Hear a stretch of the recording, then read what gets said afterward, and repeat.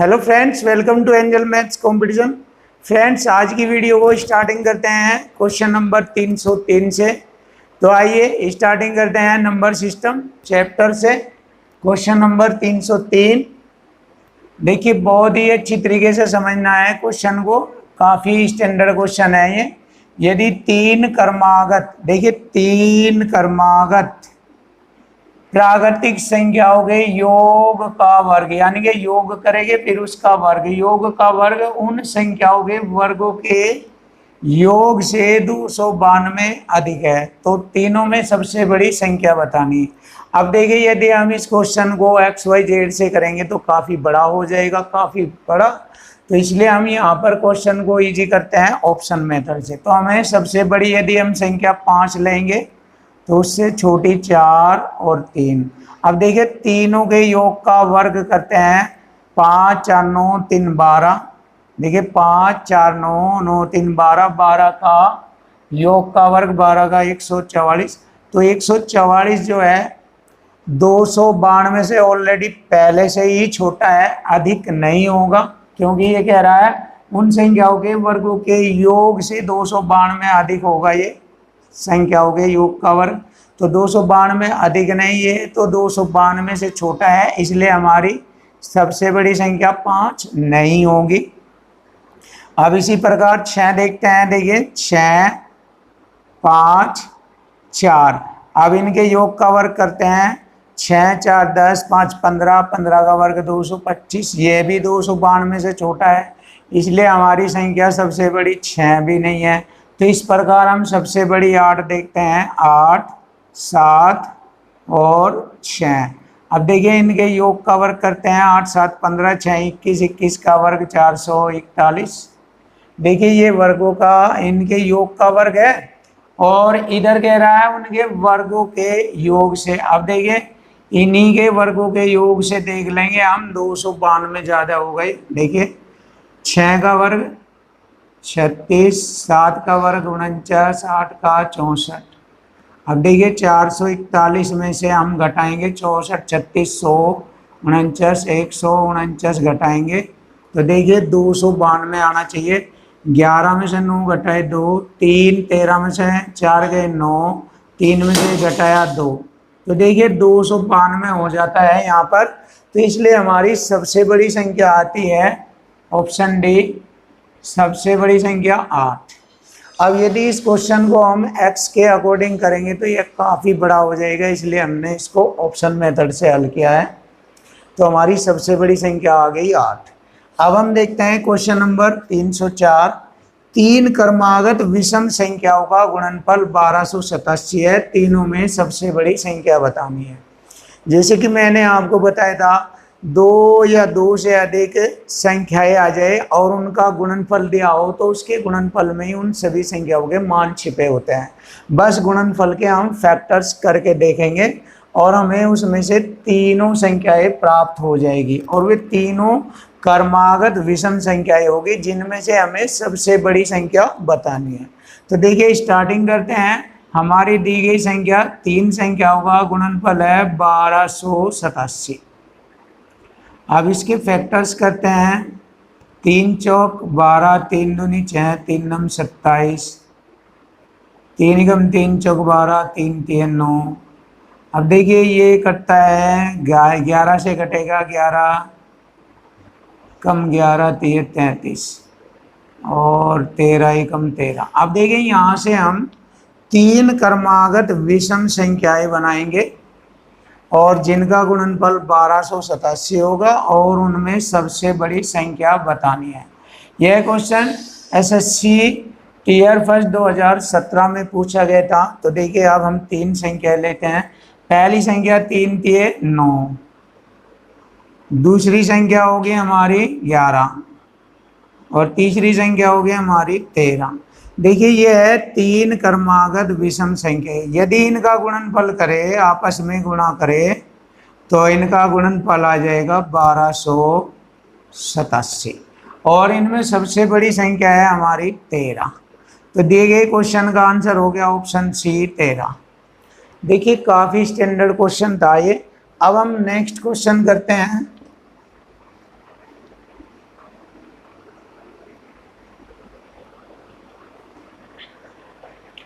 देखिए बहुत अच्छा क्वेश्चन है 305। एक्स के किस मान के लिए, देखिए एक्स के किस मान के लिए 2 1 1 और एक्स ये संख्या लिखी है, तो एक्स के किस मान के लिए एक पूर्ण वर्ग होगा, यानी कि यह एक्स का यहाँ पर क्या संख्या होनी चाहिए जिससे कि यह एक पूर्ण वर्ग संख्या हो जाए, ये पूछा है इसने। तो हमें एक्स की वैल्यू फाइंड करनी है। एक्स का मान 4 है, 5 है, 6 है या 9 है, ये पता करना है। तो देखिए यहाँ पर पूर्ण वर्ग कह रहा है कि ये संख्या पूर्ण वर्ग हो जाएगी या संख्या, यदि हम x का सही मान यहाँ पर रख दे तो यह पूर्ण वर्ग संख्या हो जाती है। तो x का मान बताना है। तो देखिए यहाँ पर हम आइडिया से देखते हैं कि यह लगभग किस संख्या के वर्ग के निकटतम है। देखिए वर्ग याद होने चाहिए हमें, कम से कम 2 से लेकर 50 तक की संख्याओं के वर्ग याद रहने चाहिए। यदि आपके वर्ग 2 से 50 तक हो गए और घन होंगे आपके 2 से लेकर 20 तक, और टेबल यदि आपके 25 तक याद होंगे तो आपके लिए मैथ बहुत इजी हो जाता है। तो यहाँ पर देखिए हम देखते हैं लगभग ये 45 के आसपास देखते हैं। 45 का वर्ग देखते हैं कितना होता है, 5 का वर्ग 25, 4 पंजे 20, यानी कि 20 25 होता है। अब हमारा 20 25 है तो ये 45 से बड़ी संख्या का वर्ग है। तो आप देखते हैं जस्ट इसके निकटतम ही है, तो 45 से बड़ी संख्या 46 का वर्ग देखते हैं। अब देखिए वर्ग करने के बहुत सारे तरीके हैं, ये मैं आपको वर्ग, वर्गमूल, घन और घनमूल वाले चैप्टर में आपको आसानी से बताऊंगा। अब तो मैं यहाँ पर जल्दी से लिखता हूँ। देखिए 46 का वर्ग कितना होता है, यह 50 से 4 कम है तो 4 का वर्ग 16, और 25 में से 4 घटा देंगे, 25 में से 4 घटा देंगे क्योंकि 4 कम है ना 50 से ही है, तो 4 घटाएंगे 21 बचता है 25 में से, यानी कि आप कह सकते हो 46 का वर्ग 2116 है। या बहुत सारे तरीके हैं इसके वर्ग ज्ञात करने के। तो 46 का वर्ग कुल मिलाकर आपको बताया जा रहा है 2116 है। आप इसको अब ऐसे ही कर लेना, बाद में मैं आपको इसकी बहुत सारी ट्रिक्स बताऊंगा कि वर्ग कैसे ज्ञात किया जाता है 2 संख्याओं का या 3 संख्याओं का, किसी भी 2 अंकों की या 3 अंकों की संख्याओं का वर्ग कैसे ज्ञात किया जाता है, बहुत आसानी से बताएंगे। अब फिलहाल आप ये देख लीजिए 46 का वर्ग होता है 2116। अब देखिए यहाँ पर हमारा 2101 6 ये कितना है, यहाँ पर अगर हम इसकी कंपेयर इससे करें तो x का मान आता है 6, तो यह 46 का वर्ग है 2116, तो x के स्थान पर आने वाली संख्या होगी 6। तो हमारे क्वेश्चन का आंसर हो गया ऑप्शन सी 6। तो x का मान हो गया 6। क्वेश्चन नंबर 306, देखिए एक नया क्वेश्चन आया है आपके लिए नंबर सिस्टम में। ये बाइनरी नंबर है। ये देखिए बाइनरी नंबर ये कंप्यूटर से रिलेटेड होता है, और कंप्यूटर जो है नंबरों को 0 1 की यूनिट के अकॉर्डिंग एक्सेप्ट करता है। तो कंप्यूटर नंबरों को 0 1 के यूनिट में लेता है, तो इसको हम बाइनरी नंबर बोलते हैं। तो बाइनरी नंबर में हमेशा 0 और 1 की डिजिट होगी। तो देखिए बाइनरी नंबर को दशमलव में बदलो। तो देखिए दशमलव में कैसे बदला जाता है बाइनरी नंबर को, जब भी आपकी लाइफ में या आपके कंपटीशन में कहीं भी इस तरह का क्वेश्चन करने के लिए आता है कि बाइनरी नंबर को दशमलव में बदलो, तो उसका एक कॉन्सेप्ट बता रहा हूँ। सभी क्वेश्चन उसी टाइप से कराए जाएंगे। और वैसे मैं नंबर सिस्टम चैप्टर के बाद कभी भी एक अलग से टॉपिक लेकर आऊँगा मैं बाइनरी नंबर। बाइनरी नंबर को मैं बहुत अच्छी तरह एक्सप्लेन करूँगा आपके लिए। बट अब यहाँ पर हम एक्सरसाइज के क्वेश्चनों को कर रहे हैं, तो आइए इसको सीख लेते हैं कैसे हम बाइनरी नंबर को दशमलव नंबर में बदलेंगे। तो देखिए जितने भी बाइनरी नंबर हो गए उनको दशमलव में बदलने का तरीका देख लीजिए। सबसे पहले हम बाइनरी नंबर को लिखते हैं। देखिए बाइनरी नंबर है हमारा 11 0 1 1 1 1, ये हमारा बाइनरी नंबर है। अब हम इसको डेसिमल में बदलेंगे।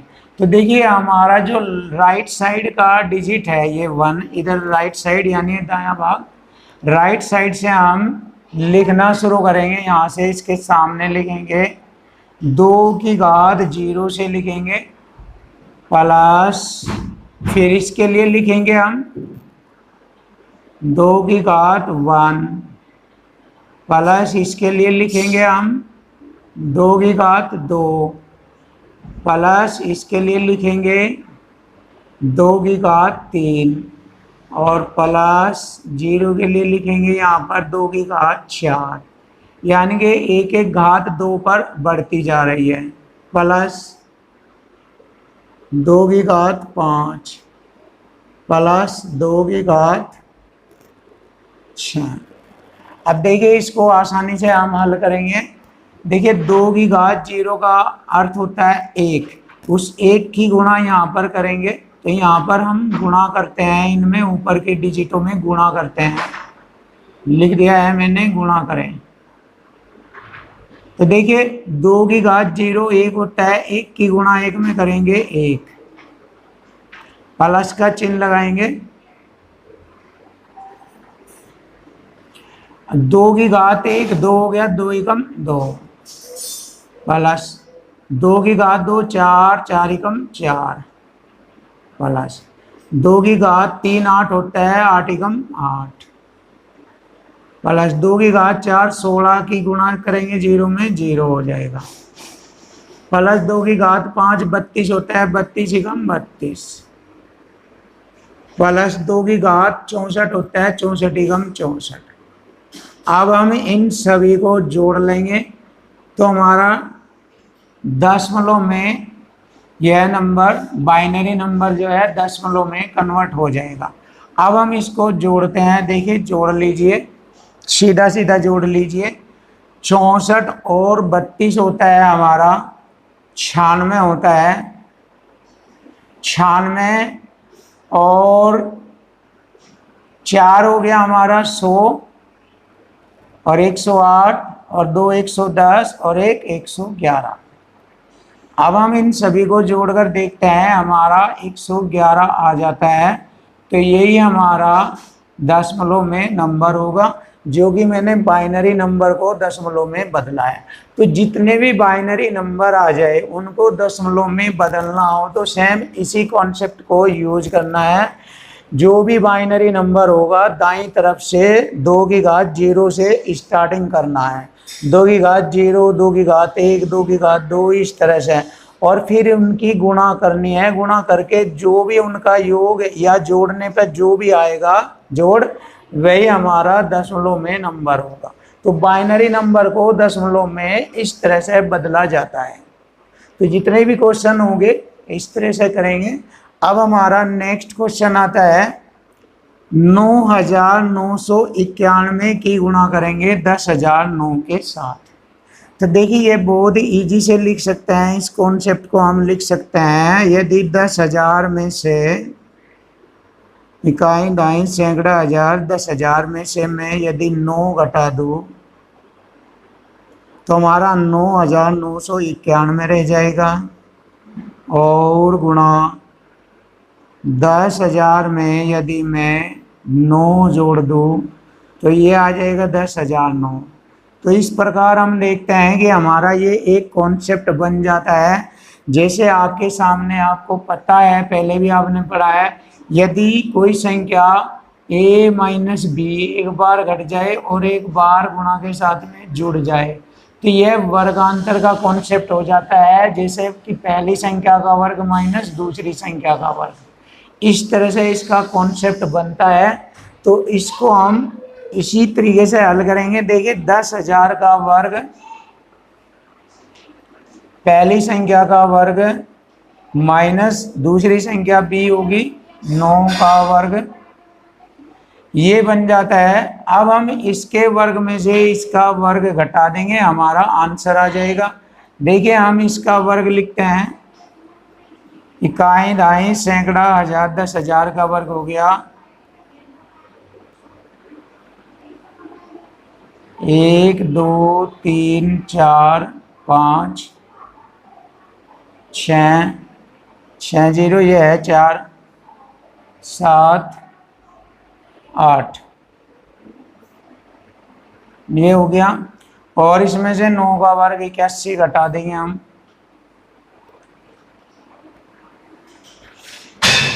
इस प्रकार हमारा आंसर आ जाएगा। देखिए दाएं ले लेंगे, यहाँ 10 में से 1 घटाया 9, 9 में से 8 घटाया 1, यहाँ रह गया हमारा 9, 9, 9, 9, 9, 9। देखिए कितनी बार 9 है, 1 2 3 4 5 6, 1 9। तो हमारे क्वेश्चन का आंसर होता है 1 2 3 4 5, 1 2 3 4 5 6 1 व 9। तो ये है हमारे क्वेश्चन का आंसर, ऑप्शन सी। चेक कर लीजिए, ऑप्शन सी है। बस ध्यान से देखना है आपको ये क्वेश्चन। अब हम नेक्स्ट क्वेश्चन पर चलते हैं।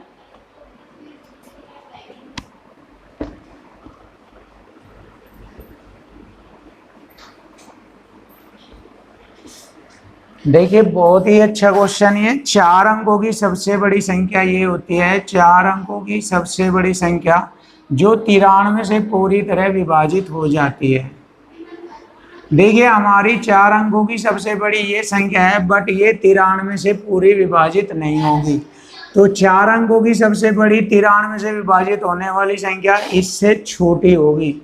तो हम इसी के द्वारा मालूम कर लेंगे वह कौन सी संख्या है। 93 से इसे भाग करेंगे। देखिए 93 कम 93, एक बार मारनी चलेगी और यहाँ पर घटा देंगे। 9 में से 3 घटाए 6, उतारेंगे 9 को।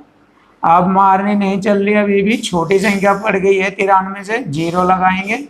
फिर इसके बाद 9 उतारेंगे। अब 9 नंबर 81 ज्यादा हो गया, 9 7 63, 9 72 भी ज्यादा हो जाएगा। 7 बार चलाएंगे पारा, 7 ये 21 हासिल 2, 7 नम 63, 64 65। अब इसको घटाएंगे। 9 में से 1 घटाया 8, 9 में से 5 घटाएंगे 4, ये शेष 48 बचता है। अब देखिए 93 से ये संख्या 107 बार चलकर पूरी कट रही है, बट इसमें से 48 बच रहा है, 48। अब 48 को हम इसमें से घटा देंगे तो वह संख्या प्राप्त हो जाएगी 4 अंकों की सबसे बड़ी जो 93 से पूरी कट जाती है। तो देखिए यहाँ पर घटाते हैं हम इसको, 9999 में से 48 घटा देंगे तो 4 अंकों की 93 से भाग होने वाली संख्या प्राप्त हो जाएगी। 9 में से 8 घटाएंगे 1, 9 में से 4 घटाएंगे 5, 9, 9, तो 9951। तो 9951 हमारे क्वेश्चन का आंसर हो गया, ऑप्शन डी 9951, 9951। Question number 309। देखिए क्वेश्चन नंबर 309 बहुत ही अच्छा क्वेश्चन है। 0.101 को बाइनरी में बदलो। देखिए इससे पहला कुछ क्वेश्चन पढ़ाया था मैंने, बाइनरी को दशमलव में बदलो। अब यहाँ पर क्वेश्चन आया है दशमलव को जो 101 है इसको बाइनरी में बदलो। तो देखिए यह टीयर फर्स्ट 2017 में ये क्वेश्चन पूछा गया है और यह नंबर सिस्टम का क्वेश्चन है। तो नंबरों को जानने के लिए आप देखिए बहुत ही खतरनाक ट्रिक्स आपके सामने हैं।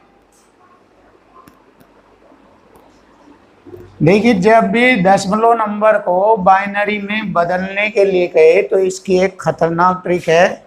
हमारा नंबर है 101, ध्यान से देखना, 101 बोलेंगे इसको और इसको बाइनरी में बदलना है तो दाईं तरफ से हम 1 से स्टार्टिंग करते हैं। देखना ध्यान से, 1 से हम स्टार्टिंग करते हैं 1, और इधर दाईं तरफ से बाईं ओर इस तरह से दुगना करके लिखते चले जाते हैं जब तक हमारा 101 के नजदीक या 101 तक ना आए, तब तक लिखते जाते हैं दुगना करके। देखो 1 का दुगना 2, 2 का दुगना 4, 4 का दुगना 8, 8 का दुगना 16, 16 का दुगना 32, 32 का दुगना 64 और 64 का दुगना 128, जो कि 101 से ज़्यादा हो जाएगा, इसलिए हम 128 तक नहीं लिखेंगे, हम लिखेंगे 64 तक। देखिए हमारी सबसे खतरनाक ट्रिक्स है या दशमलव को बाइनरी में बदलना। तो देखिए दाईं तरफ से हम 1 से स्टार्टिंग करते हैं और उसका दुगना करके लिखते चले जाते हैं। 1 का दुगना 2, 2 का दुगना 4, 4 का दुगना 8, 8 का दुगना 16, का दुगना 32, का दुगना 64, 64 का दुगना 128, इससे ज़्यादा हो जाएगा। तो हमें इससे ज़्यादा नहीं जाना है, इससे नीचे तक ही रहना है।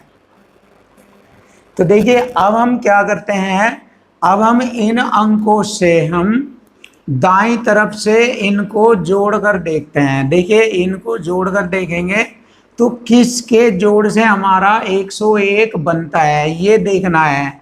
देखो अगर मैं 64 में 32 जोड़ लूं तो देखिए किस किस के जोड़ से हमारा 101 बनता है, ये ध्यान रखना है आपको। 64 और 32 हो गया हमारा 96, देखिए 96 हो गया 96, और अगर मैं 4 जोड़ लूँ 100 और 1 जोड़ लूँ 101। देखिए इन चारों डिजिट का जोड़ हो गया 101। देख लीजिए 64, 32, 4 व 1, इनका जोड़ हो गया 101। अब देखो जिन जिन को जोड़कर हम 101 लाए हैं उनको हम एक एक लिखेंगे, उसके स्थान पर 1 लिखेंगे, 32 के स्थान पर 1 लिखेंगे, और इसको भी जोड़ा है हमने 4 को भी 1 लिखेंगे, और इस 1 को भी जोड़ा है 1 लिखेंगे। और जिन जिन को जोड़ने के बाद जो शेष रह जाता है उसके स्थान पर हम 0 लिख देते हैं। देखिए 16 है, इसको हमने नहीं जोड़ा 0, 8 को नहीं जोड़ा 0, 2 को नहीं जोड़ा 0। तो ये हमारा बाइनरी नंबर बन गया है, देख लीजिए आप। तो हमारा बाइनरी नंबर बन गया 11000101। तो देखिए क्वेश्चन का आंसर हो गया ऑप्शन डी 11000101। बहुत ही खतरनाक ट्रिक्स है, तो आप इस ट्रिक्स का यूज करें और इस तरह के सभी क्वेश्चनों को आसानी से करें। अब देखिए नया क्वेश्चन हमारा 329 में कौन सी छोटी से छोटी यानी कि न्यूनतम संख्या जोड़े ताकि वह 7 से पूर्ण विभाजित हो जाए। तो देखिए हम 7 से इसे भाग करके देखते हैं 329 को, और पता लग जाएगा कितना हमें छोटी से छोटी संख्या जोड़नी है। 7 चौक 28, 32 में से 28 घटाएंगे 4 बचेगा, उतारा 9, 7 सत्ते 49।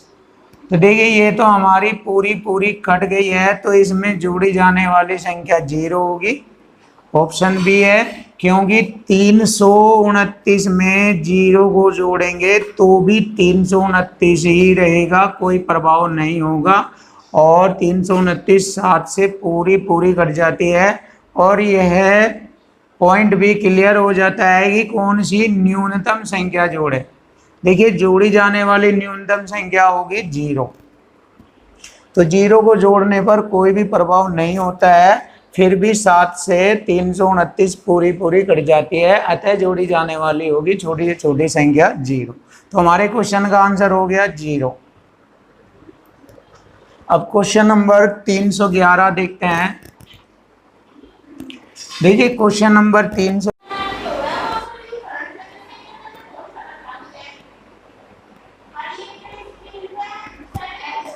क्वेश्चन नंबर 311, 0.99 को बाइनरी में बदलो। जैसे कि मैंने 309 नंबर क्वेश्चन पढ़ाया है, सेम उसी तरीके से 99 को बाइनरी नंबर में बदलना है। देखना ध्यान से, 99 को बाइनरी नंबर में हमें बदलना है। अब इसको दाईं तरफ से जैसे कि मैंने बताया था 1 लिखेंगे, और 1 का दुगना 2, 2 का दुगना 4, का दुगना 8, का दुगना 16, का दुगना 32, का दुगना 64। 64 का दुगना 128 ज़्यादा हो जाएगा, तो हम 64 तक ही लिखेंगे। देखिए 99 से कम है। अब हम इसको दाईं तरफ से इस तरह से जोड़ेंगे कि किन किन संख्याओं का जोड़ 99 होता है, ये देखेंगे। देखो 64 और 32 को जोड़ेंगे हमारा 96 हो जाता है। 96 और 2 हम जोड़ेंगे 98 और 1 जोड़ेंगे 99। अब देखिए जिस जिसको हमने जोड़ा है उसको हम 1 मान लेंगे, जैसे कि मैंने अभी क्वेश्चन नंबर 309 में पढ़ाया था। तो इसको 1 लिखेंगे, इसके स्थान पर यहाँ पर 1 लिखेंगे और इसको 1 लिखेंगे और यहाँ पर 1। और जिसको हमने नहीं जोड़ा है उसके स्थान पर हम 0 लिखेंगे। देखो यहाँ 16 के स्थान पर 0, 0 और 0। तो इस प्रकार यह हमारा बाइनरी नंबर हो गया है। तो हमारा बाइनरी नंबर है 11000011। ऑप्शन डी है हमारे क्वेश्चन का answer, option D. Question number 312। अब देखिए 312 क्वेश्चन को देखते हैं, बहुत अच्छा क्वेश्चन है। वह न्यूनतम संख्या कौन सी है, यानी कि छोटी से छोटी संख्या पूछी है जिसे 210 में से घटाने पर, देखिए 210 में से घटाने पर प्राप्त संख्या 11 से पूरी तरह विभाजित हो जाएगी। देखिए 11 से पूरी तरह विभाजित हो जाएगी। तो मैंने यहाँ पर आपको बताया था कि 11 का डिविजिबिलिटी रूल। तो देखिए कितना होता है 11 का डिविजिबिलिटी रूल होता है कि दी गई संख्या के विषम और सम स्थानों पर अंकों के योग का अंतर 0 होना चाहिए। तो इसको 0 करके देखते हैं। ये विषम स्थान है, ये सम स्थान है, फिर ये विषम स्थान है। तो विषम स्थान पर आए अंक है 2 और 0, और विषम स्थान पर अंकों का योग 2 व 0 है, और सम स्थान पर अंक है हमारा 1। तो देखिए इनका अंतर हमें 0 बनाना है। तो 2 0 2 जोड़ने पर 2 आ, 2 में से अगर 1 घटा दूं या 1 जोड़ दूं 1, यानी कि यहाँ पर घटाने पर कहा है, घटाने पर। तो जोड़ने पे तो काम नहीं चलेगा। देखो घटाने पर कहा है कि 210 में से कितना छोटे छोटा अंक घटाए कि 11 से पूरी तरह विभाजित हो जा। तो जोड़ने पर नहीं, घटाने पर।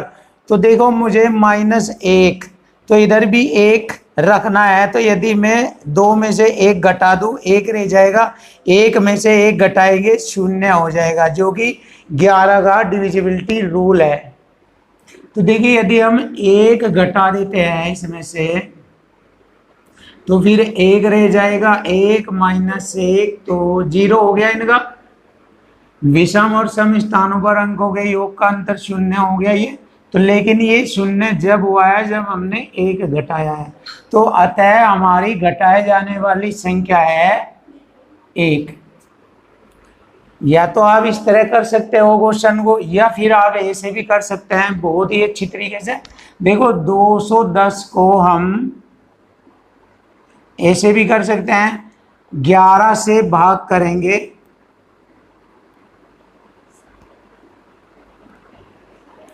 तो 11 ही कम 11, 1 में से घटाया 0, 2 में से घटाया 1, 11 का मारनी 10 पे नहीं चलेगी, यहाँ पर 0 उतारेंगे 100 हो गया, 11 नाम 99। तो कितना बच गया यहाँ पर 1। देखिए 11 से ये 19 बार कटने के बाद शेष 1 बचता है। तो हमें 11 से पूरा विभाजित करना। तो जो ये शेष 1 बचता है, यदि हम 1 को 210 में से घटा दे तो फिर हमारी संख्या 11 से पूरी विभाजित हो जाती है। तो 210 में से हम 1 घटाएंगे 209, हमारा 11 से पूरा विभाजित हो जाता है। अतः घटाई जाने वाली संख्या होगी हमारी 1। तो हम क्वेश्चन को इस तरह भी कर सकते हैं और क्वेश्चन को इस तरह भी कर सकते हैं। दोनों स्थिति में हमारी घटाई जाने वाली संख्या 1 प्राप्त होती है। तो हमारे क्वेश्चन का आंसर हो गया 1। अब देखिए हमारा नेक्स्ट क्वेश्चन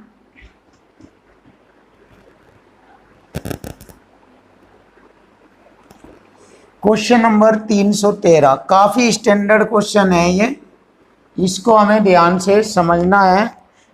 यदि व्यंजक पी एक्स की 3, देखिए पी एक्स की 3 माइनस 8 एक्स की घात 2 plus minus Q x plus 1 ये व्यंजक है, और ये व्यंजक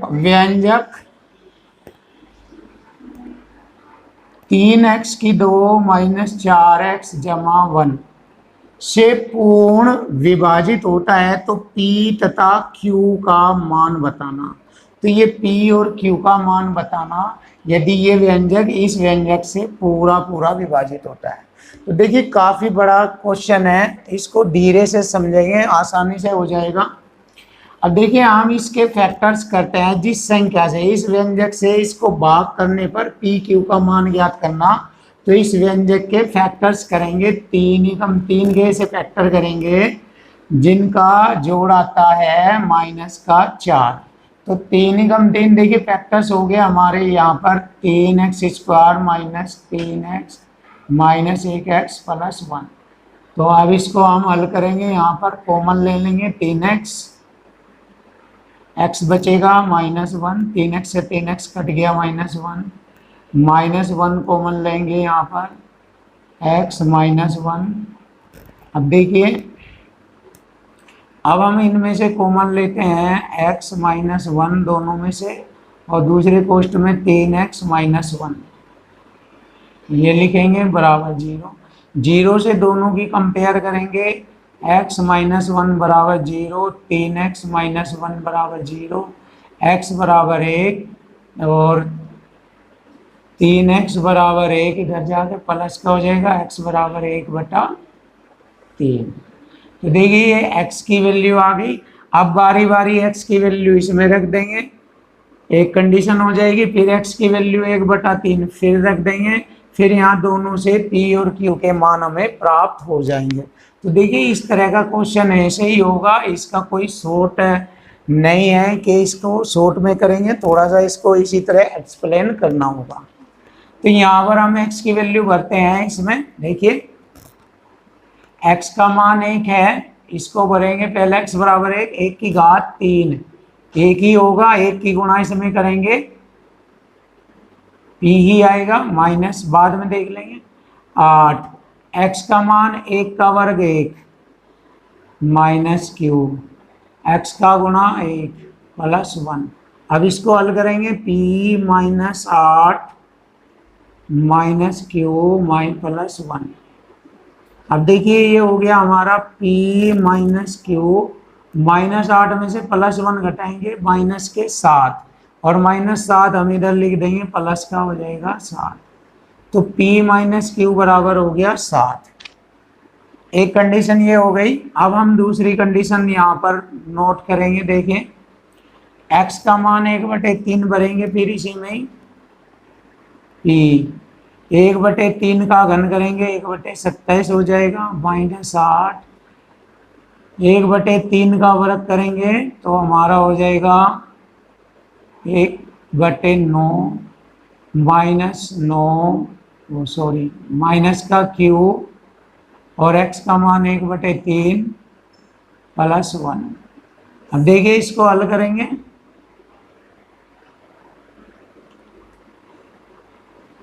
P/27 माइनस Q/3 माइनस का 8/9 और प्लस 1, इसको हल करेंगे 9 एकम 9 में से माइनस के 8 घटाएंगे, देखो इसको ले लेंगे हम -8/9 प्लस 1, 9 एकम 9 में से 8 घटाएंगे 1/9, क्योंकि प्लस का होता है ये, 9 एकम 9 में से 8 घटाएंगे माइनस के 1/9। अब ये 1/9 प्लस का है, हम इसको इधर ले आएंगे, माइनस का 1/9 हो जाएगा। अब देखिए इसको हम हल करेंगे, 27 एलसीएम आ जाएगा, 27 से 27 P -3 27 9 Q 9 3 27 3 की गुणा करेंगे -3 बराबर P -9 Q। देखिए दूसरी कंडीशन ये हो गई हमारी। अब देखो इन दोनों से हम P और Q के मान ज्ञात करेंगे। काफी टफ क्वेश्चन है ये। देखिए मैं यहां पर कर रहा हूं इस क्वेश्चन को इधर।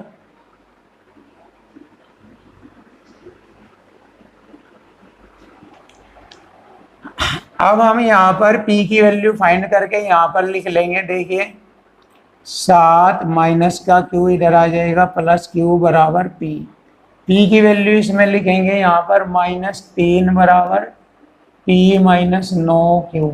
-3 बराबर P का मान हो गया 7 प्लस Q माइनस 9Q। -3 बराबर कितना हो गया, ये -3 इधर ले जाएंगे, 7 इधर ले जाएंगे, माइनस का 10 हो जाएगा इधर आकर। 9 में से प्लस का 1 Q घटाएंगे तो 9 में से घटाएंगे 8 Q माइनस का। माइनस से माइनस कट गया 10/8 बराबर Q। 2 पंजे 10, 2 चौक 8, 5/4। Q का मान आ गया 5/4। देखिए Q का मान यहाँ पर हमारा इस ऑप्शन में है 5/4, और जगह नहीं है 5/4, तो हमारे क्वेश्चन का आंसर हो जाएगा ऑप्शन सी। इसी प्रकार P का मान ज्ञात कर लेंगे तो 33/4 व 5/4 हमारे क्वेश्चन का आंसर है। वैसे आप P का मान भी देखिए कैसे निकालते हैं। अब हम इसमें वैल्यू भरेंगे 7 प्लस Q बराबर P। Q का मान यहाँ पर भरेंगे 7 जमा Q का मान 5/4 बराबर P। 4 7 28 और 5 33/4। देखिए P का मान भी हमें प्राप्त हो गया है, तो हमारे क्वेश्चन का आंसर हो गया ऑप्शन सी। देखिए काफी टफ और काफी बड़ा क्वेश्चन था, थोड़ा इसको एक्सप्लेन इसलिए किया है, काफी बड़ा क्वेश्चन है, आप सीख जाएंगे अच्छी तरीके से। अब हम इसका नेक्स्ट क्वेश्चन करते हैं, क्वेश्चन नंबर 314।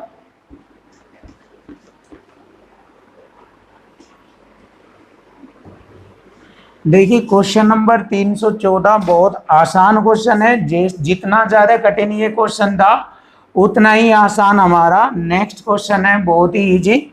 देखिए यहाँ पर हम इनके वर्गों का योग करेंगे। यहाँ तक 2 का वर्ग हो गया 4, देख लीजिए 6 का वर्ग 36, और 10 का वर्ग हो गया 100, और प्लस 14 का वर्ग हो गया 196, और माइनस मैंने यहाँ पर कॉमन ले लिया, 1 का वर्ग 1 प्लस माइनस से अंदर के प्लस हो जाएंगे, 5 का वर्ग 25 प्लस 9 का वर्ग 81 प्लस 13 का वर्ग 169। अब बहुत आसान हो गया। देखिए इसके जोड़ में से इनका जोड़ घटा देंगे, हमारा आंसर आ जाएगा। देखो 196 और 4 जोड़ेंगे 200, 300 और 36, 336 हो जाएगा। माइनस अब हम इसको जोड़ेंगे 9 और 1 10, 5 15, 15 और 1 16, हासिल 1, 7 8 7 15, 15 2 17, हासिल 1 2, 276 होता है। अब इसमें से हम इसको घटा देंगे, 6 में से 6 घटाएंगे 0, दाएं लेंगे, 13 में से 7 घटाएंगे 6, यहाँ रहेंगे 2 में से 2 घटाएंगे 0, तो हमारे क्वेश्चन का आंसर आ गया 60। 336 में से 276 घटाने पर 60 प्राप्त होता है, तो ऑप्शन डी है 60। Question number 315। देखिए क्वेश्चन नंबर 315 बहुत अच्छा क्वेश्चन है, तो देखते हैं। 3 क्रमागत संख्याओं का योग किससे विभाजित होगा। यहाँ खाली स्थान पर इन ऑप्शनों में से वह संख्या आएगी जिससे विभाजित होगा, तो हमें पता लगाना है कि 3 क्रमागत संख्याओं का योग किससे विभाजित होगा। जैसे कि क्वेश्चन में लिखा है 3 क्रमागत संख्या, तो हम लिखते हैं अपनी 3 क्रमागत संख्याओं का योग। क्रमागत संख्या पहली 1 है, दूसरी 2, तीसरी 3, ये हमारी 3 क्रमागत संख्या है, तो इनका हम योग करके देखते हैं। 3 2 5 और 1 6, तो ये 6 किससे विभाजित होगा। देखिए 3 से विभाजित होगा, 9 से विभाजित नहीं, 15 से नहीं, 21 से नहीं, तो 3 से विभाजित हो गया ये, तो हमारे क्वेश्चन का आंसर हो गया ऑप्शन ए 3। तो 3 से विभाजित होगा, आंसर हो गया 3। अब हम क्वेश्चन करते हैं 316। अब देखिए 316 नंबर बहुत अच्छा क्वेश्चन है। यदि 142 और यहाँ पर n है, n के स्थान पे वह संख्या हमें लिखनी है जो 12 से विभाज्य हो जा, अर्थात 12 से पूरी पूरी विभाजित हो जाए, तो n का मान बताना है। तो देखिए 12 से विभाजित होने का नियम होता है, आप देख सकते हैं, इसके फैक्टर्स कर लेंगे, 12 के 4 तिया 12 होता है। अब हम लिखते हैं 142 और n यहाँ पर लिखेंगे। अब इस संख्या को देखते हैं और n के स्थान पर वह अंक लिखेंगे जो 12 से विभाजित होगा, अर्थात जो 4 से और 3 से विभाजित हो जाएगा।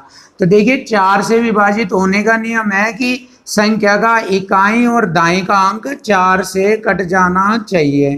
तो देखिए हम n के स्थान पर कौन सा अंक लेंगे, n के स्थान पर अगर हम 2 लेंगे तो 22 हो जाएगा, 4 से विभाजित नहीं होता, तो हमारा ऑप्शन ए नहीं होगा।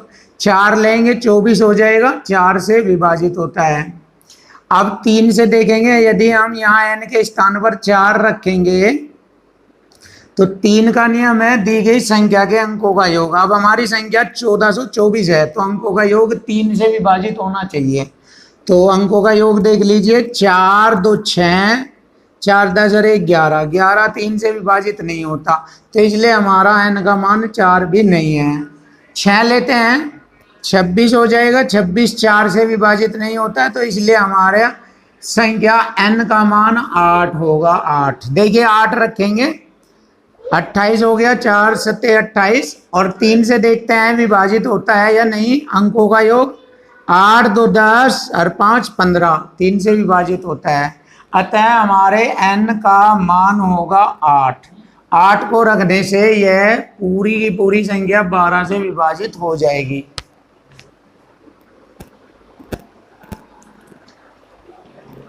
अब क्वेश्चन नंबर 317 देखते हैं। देखिए क्वेश्चन नंबर 317 बहुत ही स्टैंडर्ड क्वेश्चन है। इस तरह के क्वेश्चनों की मैंने वीडियो बनाई है, गुणनखंडों का योग, गुणनखंडों की संख्या, इस तरह की एक वीडियो बनाई हुई है मैंने नंबर सिस्टम की, उसको देख लेना, बहुत अच्छी तरह समझ में आ जाएगा। अब मैं इस क्वेश्चन को अलग से फिर कर रहा हूँ। यहाँ पर 40 के धनात्मक गुणांक कितने हैं? तो 40 के धनात्मक गुणांक पूछे हैं, तो हम 40 के अभाज्य फैक्टर्स करेंगे। 2 8 पंजे 40। अब इसको ऐसे लिख देंगे, 8 को 2 की घात 3 गुणा 5 की घात 1, और यदि हम घातों में 1 जोड़ेंगे तो हमें धनात्मक गुणकों की संख्या प्राप्त हो जाएगी। देख 2 की घात 3 है, 3 में यदि हम 1 जोड़ेंगे और गुणा 5 की घात 1 है, 1 में 1 जोड़ेंगे तो हमें धनात्मक गुणकों की संख्या प्राप्त हो जाएगी। 3 रे 4 गुणा 1 रे 2, 4 दूनी 8, तो धनात्मक गुणकों की संख्या हो गई 8। ऑप्शन डी है 8।